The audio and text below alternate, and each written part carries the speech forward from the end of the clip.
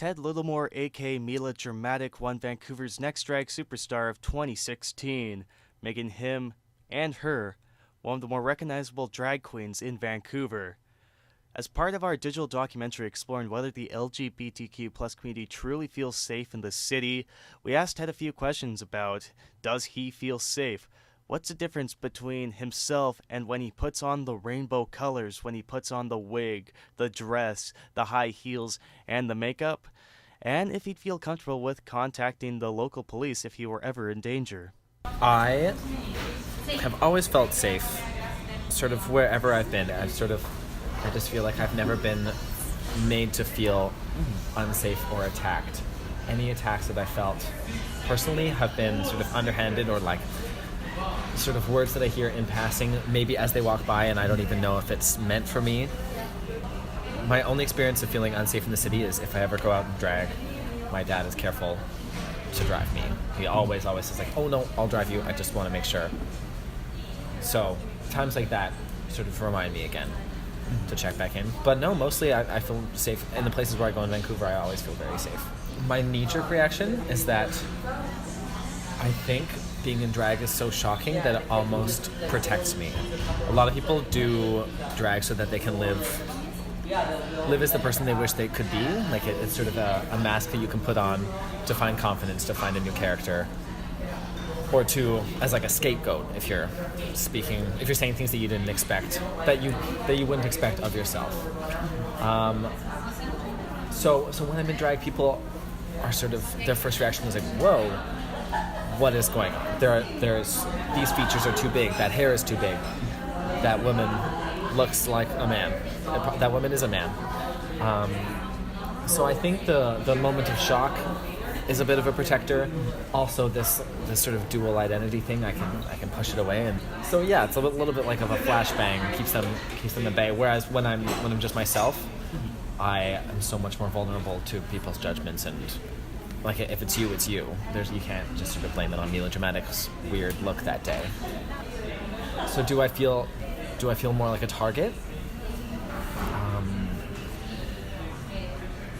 No, mostly the reactions that I get in drag, again, where I spend my time, are positive. If anything, I feel my experience in relating to the Me Too movement of women speaking out against sexual harassment and abuse, my relation to that is in drag, where people, because I'm presenting as a woman, are much more likely to say sort of freaky, sexually harassing kind of things, or be touchier.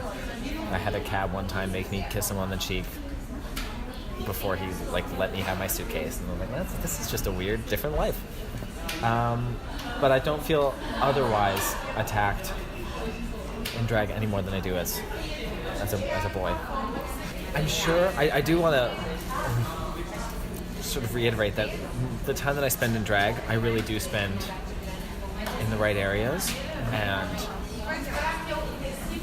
people, like, I have had people confront it as an idea before, not necessarily like seeing me and calling me out, but it does freak people out. And there are people who, I had someone one time say like, oh, what was the quote? It was something about, oh, that gay pride parade, man, you guys really ask for all the hate you get for having such a loud and obnoxious event. And it was like someone I was training at work at the time, and so there are weird like microaggressions, I guess. So I don't want to paint a picture that they don't exist by any means, but I do feel that I live kind of a charmed life in a very protected community. I definitely just hang out in young people areas. Like even if I pass through town, I'm always in places that are sort of surrounded by my people, so to speak. The weirdest that I feel in my drag day is when I am leaving or entering my sort of home neighborhood, because I'm living in Oak Ridge currently, which is much older demographic, sort of no hip young vibe, no like contemporary gay population.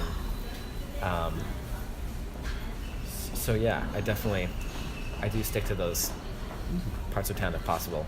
And then, like, not without exception, but I'm always coming to or from a show of some sort, or a concert or something where there are other people like me in the area.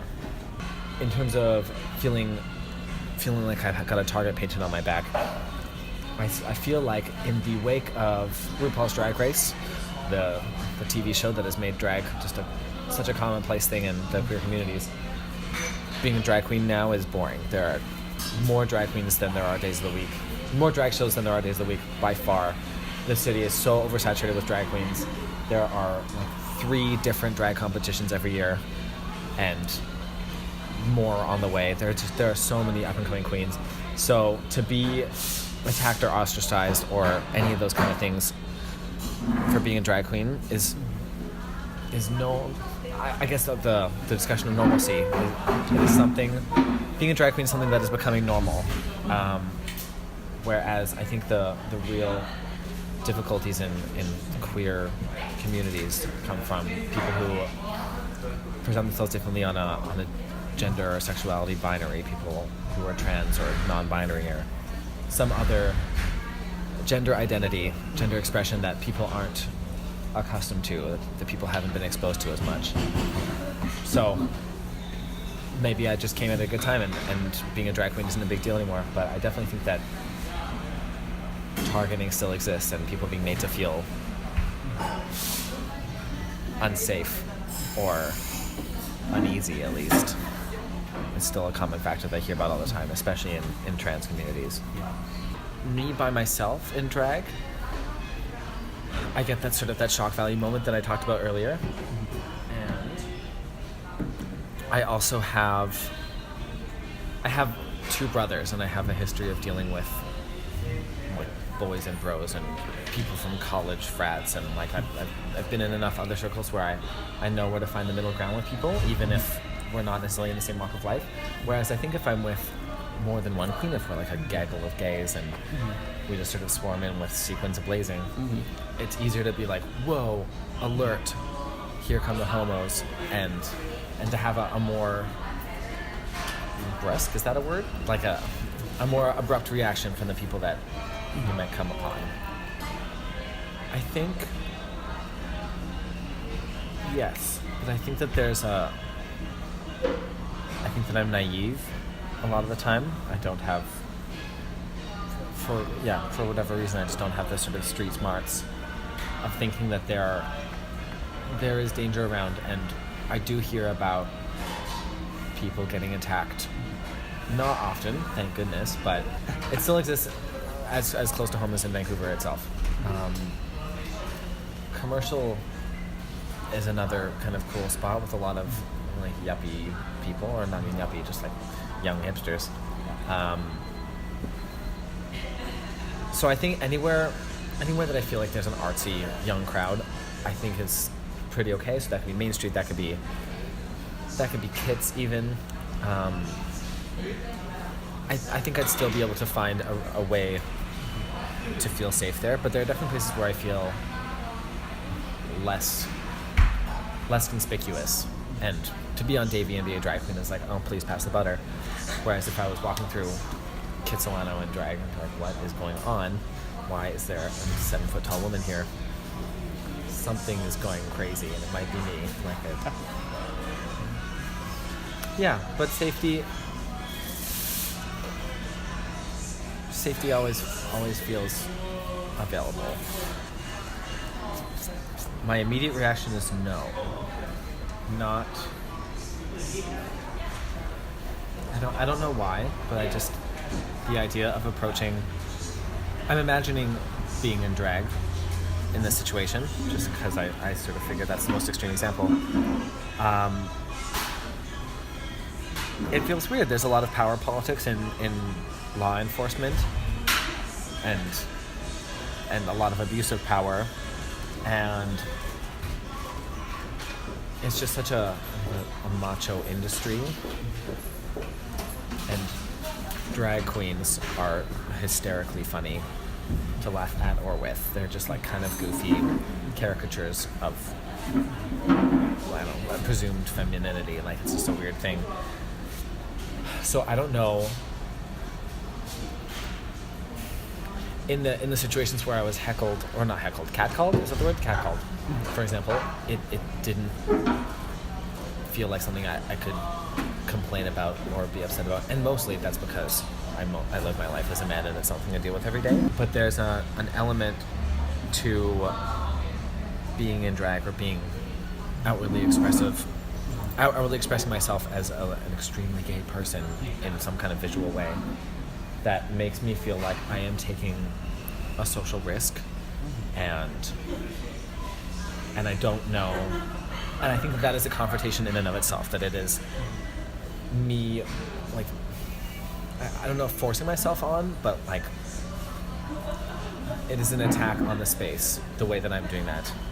Perhaps a positive attack, but to put that attack out there, but to confront the space with this weird, over-dramatized display of, I don't know, homosexual culture, queer culture. It feels weird. I would be nervous to go then and ask for help and say, I'm being ridiculed, I'm being attacked. I don't know, I fortunately haven't had the experience of it, and I do know there are a lot of queer cops, and I think the police presence that I've witnessed at pride events, for example, has never been problematic, but I also know that people wanted them out of the parade. There should be like a separation of legal things from just celebration of people. So no, I don't think I would necessarily feel empowered approaching a law enforcement professional. I found the people here to be very passive. Times that I spent in East Coast towns, cities, people are much more confrontational. People are much more likely to be in your space, to be aggressive, whether that is for positive or negative reason. But something about the smaller population, or just having more space in general, I don't feel